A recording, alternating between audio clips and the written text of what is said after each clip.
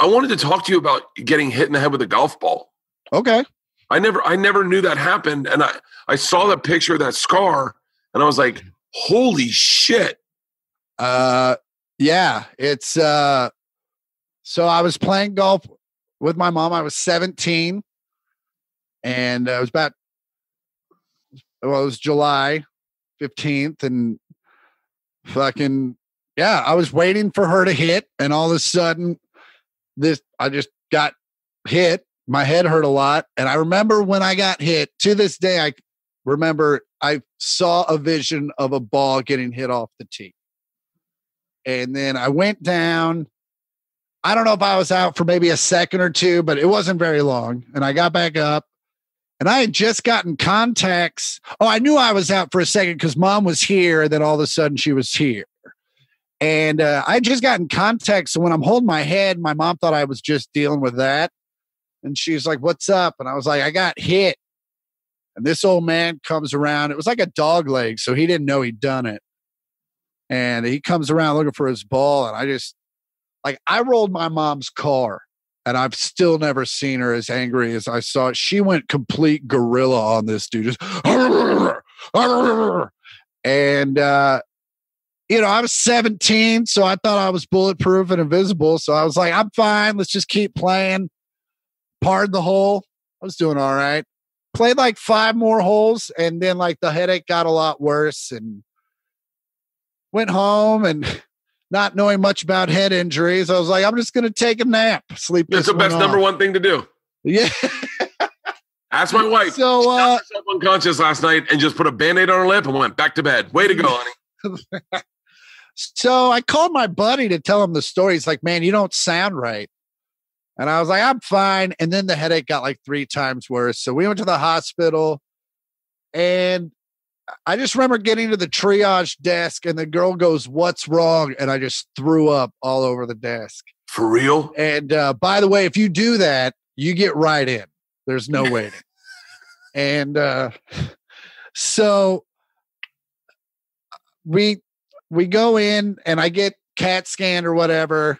And the doctor comes in and we found out later, I just so happened to go in when the number 1 neurologist in Kansas City was on call.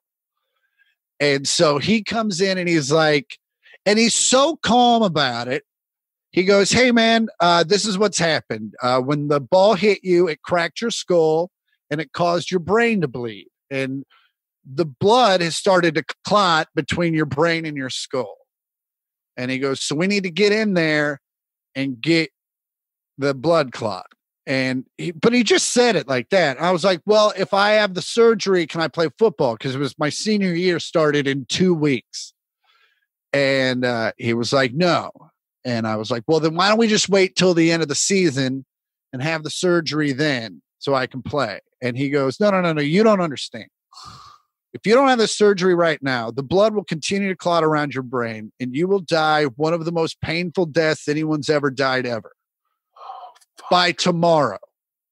And I was like, and then I was just like, why are you even giving me the option then? Why are we even doing, why aren't we just doing this?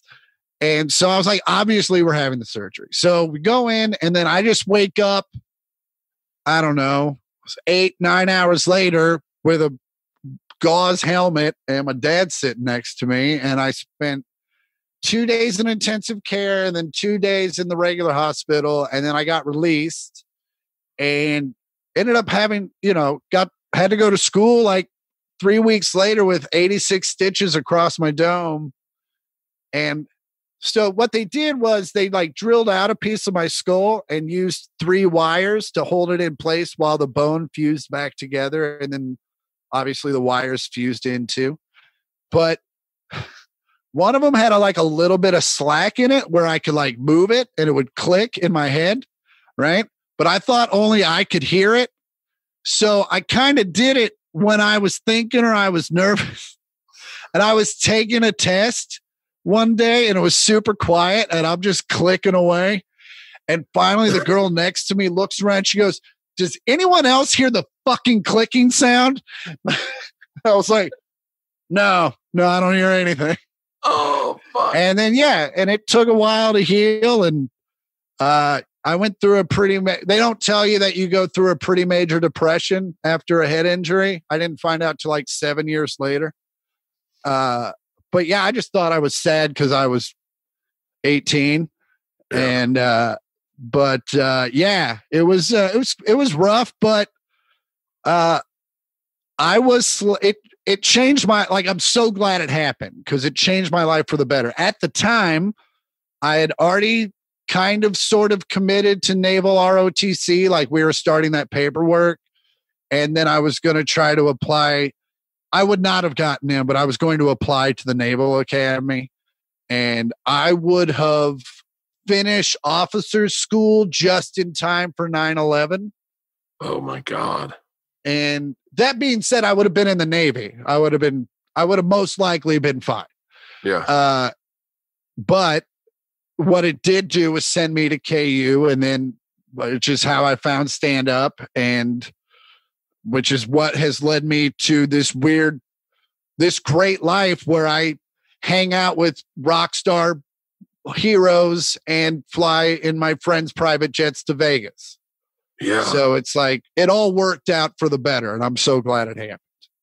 I wonder how many of us have had head injuries that changed the way we see things. I don't know. I had a head injury in college, and I want to say it changed me, but I don't know. Maybe it didn't. I don't know. I had a pretty severe head injury in college, not as bad as yours. That was like, I saw that picture of those stitches, and I was like, wait, who is that? When did that happen? Yeah. It was crazy. It's not something like, it's not something that comes up a lot organically in conversations. So it's like not something I've, told a lot of people. I've tried to do a bit about it, but people, I don't know if they don't grasp exactly what happened, but it's never really translated into a funny thing.